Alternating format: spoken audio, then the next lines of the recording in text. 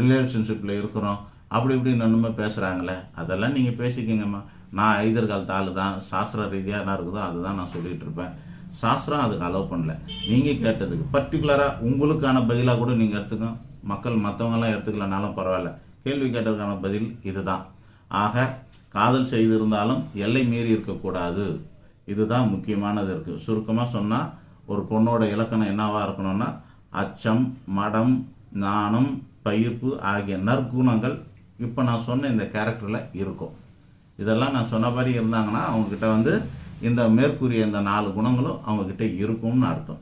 அவங்க தான் குலவிளக்குக்கான அல்லது குடும்பத்துக்கு ஏற்ற பெண்ணாக இருப்பாங்க. நற்குடியில் பிறந்த பெண்கள் என்பவருக்கு அடையாளம் இதுவாக இருக்கும் அப்படின்னு நம்ம சொல்கிறோம். அப்போ நீங்கன்னா பெண்களுக்கு மட்டுமே கட்டுப்பாடெலாம் வச்சுருக்கேன், ஆண்களுக்கு இல்லையானா, அந்த மாதிரி யாராவது கேள்வி கேட்டாங்கன்னா அப்போ நான் சொல்கிறேன் ஆண்கள் எப்படி இருக்கணும்னு சொல்லிட்டு. நன்றி, வணக்கம்.